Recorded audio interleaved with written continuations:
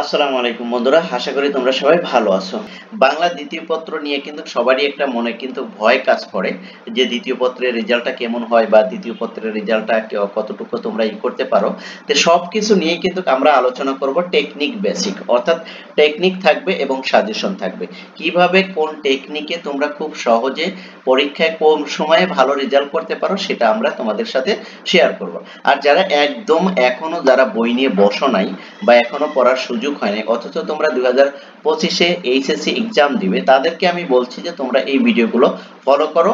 আর এই সাজেশন আর এই টেকনিকগুলো যদি তোমরা ফলো করো তাহলে খুব কম সময়ের ভিতরেই তোমরা কি করতে পারবে, ভালো একটা মার্ক ক্যারি করতে পারবে। তাহলে চলো আমরা কিভাবে এখানে আলোচনা করি। দেখো, আমরা আলোচনা করব দুটি ধাপে। একটা ধাপ হলো যেগুলো ইম্পর্টেন্ট সেগুলো আমরা তোমাদেরকে সাজেশন আকারে বলে দেব, এখনই বলে দেব। আরেকটা হলো যে কোনগুলো তোমরা স্কিপ করে যাবে, কোনটা তোমাদেরকে স্কিপ করতে হবে সেটাও কিন্তু আমরা তোমাকে এখান থেকে জানিয়ে দেব। অতএব তোমরা এই ভিডিওগুলো যদি ফলো করো, একে তোমরা সাজেশনও পেয়ে যাবে এবং কোনগুলো তোমরা স্কিপ করো সেটাও তোমরা পেয়ে যাবে, এবং কোন টেকনিকে পড়লে বা কোন টেকনিকে আনসারগুলো তোমরা খাতায় লিখলে তোমরা খুব ভালো একটা মার্ক ক্যারি করতে পারবে সেগুলো কিন্তু জানতে পারবে খুব কম সময়ের ভিতরে। So be careful this video.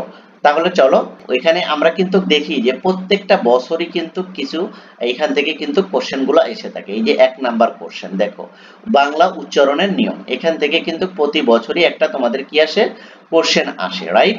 দেখো এখান থেকে আসে এরকম গুলো, উচ্চারণ রীতি কাকে বলে, উচ্চারণ সহ বাংলা উচ্চারণের 4টি নিয়ম লেখো। দেখো এই যে যশোর বোর্ডে আসছে, তারপরে দিনাজপুর বোর্ডে আসছে, তারপরে যে কুমিল্লা ভিক্টোরিয়া কলেজে আসছে, তারপরে সরকারি মহিলা কলেজে আসছে, বিভিন্ন কলেজে এগুলো আসছে, ঠিক আছে? এটা কিন্তু খুবই একটা ইম্পর্টেন্ট একটা কোশ্চেন। দেখো তারপরে আছে কি, এই যে 16তে আসছে, তারপরে তোমার এই যে এখানে কি বলে যে চট্টগ্রাম বোর্ডে 22-এ আসছে, ঠিক আছে? তারপর রাজশাহী ক্যাডেট কলেজে আসছে। এই কোশ্চেনটা কিন্তু তোমাদের আসার পসিবিলিটিটা কিন্তু খুবই সম্ভাবনা বেশি আছে, অর্থাৎ 2000 কততে, 2025-এ যারা এসএসসি তাদের জন্য কিন্তু এই কোশ্চেনটা কিন্তু খুবই খুবই গুরুত্বপূর্ণ। সো তোমরা এই কোশ্চেনটা কি করে যাবে, দেখে যাবে, ঠিক আছে? দেখো এই যে এখানে কি করা আছে, আনসার করা আছে, তোমরা এখান থেকেও দেখতে পারো, অথবা তোমরা তোমাদের যদি গাইড থাকে তাহলে তোমরা সেখান থেকেও তোমরা দেখে নিতে পারো। ওকে, তোমরা এখান থেকে এটা দেখে নিবে। তারপর দেখো এখানে আছে 2 নাম্বার। 2 নাম্বারটা কি আছে, 2 নাম্বারটা আছে হলো বিশুদ্ধ উচ্চারণের প্রয়োজন কেন, আলোচনা করো। এটা তেমন একটা গুরুত্বপূর্ণ না, ঠিক আছে? এটা আপাতত আমি তোমাদেরকে সাজেস্ট করছি না, পরবর্তীতে যদি দেখি যে হ্যাঁ ফাইনাল বা চূড়ান্ত সাজেশনে এটা দেওয়া প্রয়োজন তখন আমি তোমাদেরকে আবার জানিয়ে দেব। ওকে, তারপর দেখো 3 নাম্বারটা আমাদের দরকার নাই, 3 নাম্বারটা তুমি স্কিপ করে যাবে, 4 নাম্বারটাও স্কিপ করে যাবে। ওকে, তারপরে দেখো হ্যাঁ এই যে এখানে আসো, এই যে 5 নাম্বারটা, 5 নাম্বার কোশ্চেনটা তোমাকে পড়তে হবে। দেখো, বাংলা অধ্বনি উচ্চারণের যে কোনো 5টি নিয়ম উদাহরণ সহ লেখো। এটা কিন্তু খুবই খুবই গুরুত্বপূর্ণ একটা কোশ্চেন। এটা কিন্তু দেখবা যে কোনো না কোনো বোর্ডে, ঠিক আছে, আমাদের যে বোর্ডগুলো আছে, ঢাকা বোর্ডে যদি না আসে রাজশাহী বোর্ডে আসবে, রাজশাহী বোর্ডে না আসলে চট্টগ্রাম বোর্ডে আসবে, চট্টগ্রাম বোর্ডে না আসলে দিনাজপুর বোর্ডে আসবে, দিনাজপুর বোর্ডে না আসলে ময়মনসিংহ বোর্ডে আসবে, না হয়তো কুমিল্লা বোর্ডে আসবে, না হয়তো সিলেট বোর্ডে আসবে, না হয়তো বরিশাল বোর্ডে আসবে। যে কোনো একটা বোর্ডে এটা থাকবে এই কোশ্চেনটা।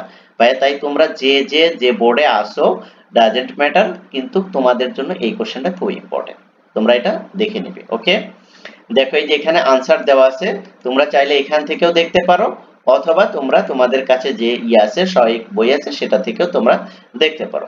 তারপর আছে হলো 6 নাম্বার। 6 নাম্বারটা আমি স্কিপ করে যাব, এখন আমি এটা দেখব না, ঠিক আছে? যদি প্রয়োজন হয় তারপরে আমরা সেটা নিয়ে কথা বলবো। ওকে, তারপর দেখো এটা 7 নাম্বার, এটাও আমরা স্কিপ করব। তারপরে 8 নাম্বার, এটাও আমরা স্কিপ করে যাব। তারপরে আছে হলো তোমার এই যে এটা কি এটা না, 9 নাম্বারটা আমরা স্কিপ করে যাব, 9 নাম্বারটা আমাদের দরকার নাই। তারপরে আসো এই যে ফাইনাল একটা কোশ্চেন দেখাচ্ছি, দেখো এটা দেখো, এবার এবার আসবেই, এটা আসবেই এবার। দেখো এই যে বাংলা এ ধ্বনি উচ্চারণের যে কোনো 5টি নিয়ম উদাহরণ সহ লেখো, ঠিক আছে? এটা কিন্তু আসবেই, এটা কিন্তু কোন বোর্ডে আসবে আমি সেটা বলছি না, সব বোর্ডেই আসার পসিবিলিটি আছে, এটা এটা সব বোর্ডে আসার পসিবিলিটি আছে। তবে হ্যাঁ এখানে একটু কথা বলি, এই যে বরিশাল বোর্ডে কিন্তু এটা 24-এ আসছে। ওকে, তো বরিশাল বোর্ডে যারা আছো তাদের জন্য এটা স্কিপ করে যেতে পারো, বাদ বাকি অন্যান্য বোর্ডে যারা আছো তাদের জন্য এটা ফরজে কিফায়া। ওকে, এটা থেকে তোমাদের কোনো পরিত্রাণ নেই, এটা কিন্তু দিয়ে দিবে।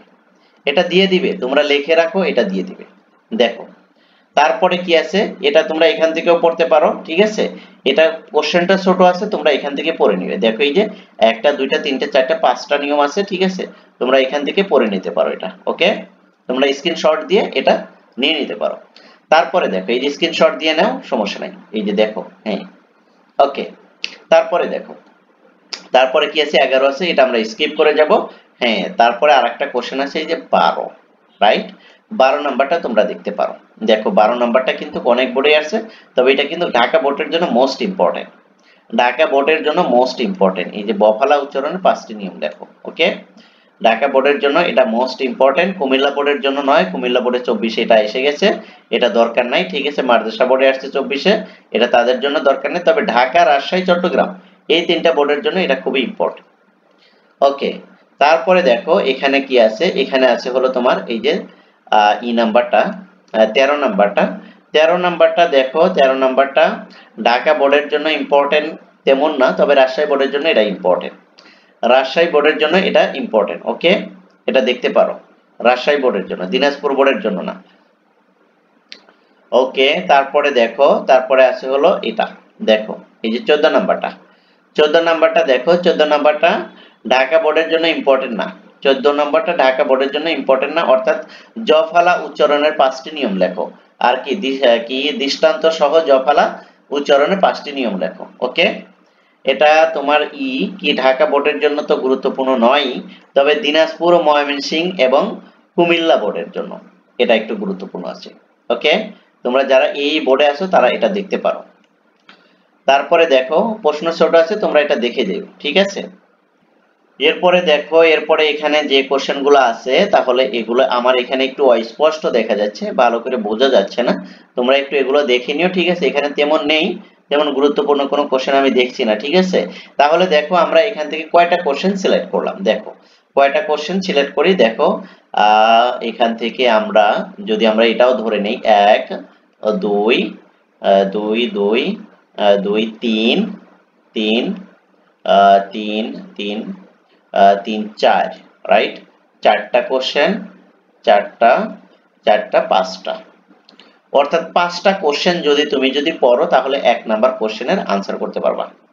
5টা কোশ্চেন, এই 5টা কোশ্চেন যদি পড়ো যে কোনো বোর্ডের জন্য, অর্থাৎ যতগুলো বোর্ড আছে সব বোর্ডের এই 5টা কোশ্চেন থেকেই থাকবে, এই 5টা কোশ্চেন থেকেই থাকবে। তোমরা যদি এগুলো যদি দেখো তাহলে দেখবে তোমাদের পরীক্ষায় এগুলোর ভিতর থেকে আসছে, যে বোর্ডের আসো। শুধু এতটুকু স্কিপ করবে, যদি ঢাকা বোর্ডের কেউ যদি থাকে 24-এ যে কোশ্চেনটা ঢাকা বোর্ডে আসছে সেই কোশ্চেনটা ঢাকা বোর্ডের স্টুডেন্টরা এই স্কিপ করবে, কিন্তু অন্য বোর্ডেররা কি করবে, এটাকে স্কিপ করবে না, এটাকে গুরুত্ব সহকারে দেখবে। অর্থাৎ যে বোর্ডে আছে, অর্থাৎ 5টা কোশ্চেন যে বোর্ডে আছে ওই বোর্ডের স্টুডেন্টরা শুধু ওই কোশ্চেনটা স্কিপ করে আর 4টা যে আছে ওই 4টা দেখবে, ওই 4টা দেখলে তুমি কমন পাবা। ওকে, একদম 100% শিওর থাকো, ইনশাআল্লাহ এর ভিতর থেকেই তোমাদের কমন আসবে। তারপরেও যদি সাজেশন আরো করতে হয়, সুপার শর্ট সাজেশন অথবা দুই একটা যদি চেঞ্জ করতে হয়, সেগুলো তোমাদের একদম একবারে পরীক্ষার আগে কোনো হয় তাহলে সেটা আমি করে দেব। এর ভিতরে অ্যানালাইসিস করে আমি যতটুকু পেয়েছি এর ভিতর থেকেই তোমরা ইনশাআল্লাহ কমন পাবে। ওকে, তাহলে দেখো 5টা কোশ্চেন, রাইট। এই 5টা কোশ্চেন তোমরা যদি ভালোভাবে দেখো তাহলে কিন্তু খুব সহজেই কিন্তু কি করতে পারবে, 1 নাম্বার কোশ্চেনের আনসার তোমরা করতে পারবে। সো আমি মনে করি এখন যে সময়টুকু আছে এই সময়টুকু তোমরা যদি কাজে লাগাও তাহলে 1 নাম্বার কোশ্চেন তোমরা খুব সহজেই আনসার করতে পারবে এবং এখান থেকে ভালো একটা মার্কও ক্যারি করতে পারবে। ওকে, তাহলে আজকের ভিডিওটা এই পর্যন্তই থাকবে। আর তোমাদের কাছে আমি একটা কথা না বললেই নয়, যে এই ভিডিওগুলো যদি তোমাদের উপকারে আসে তাহলে অবশ্যই তোমরা কি করবে, চ্যানেলটা সাবস্ক্রাইব করবে আর এই ভিডিওগুলো তোমাদের ফ্রেন্ড সার্কেলের ভিতরে শেয়ার করে দিবে, যাতে করে তারাও দেখতে পারে এবং শিখতে পারে। আর ফাইনালি যেটা করবে, ভিডিওগুলো দেখে অবশ্যই লাইক, কমেন্ট, শেয়ার করবে। ওকে, থ্যাংক ইউ সো মাচ, আল্লাহ হাফেজ।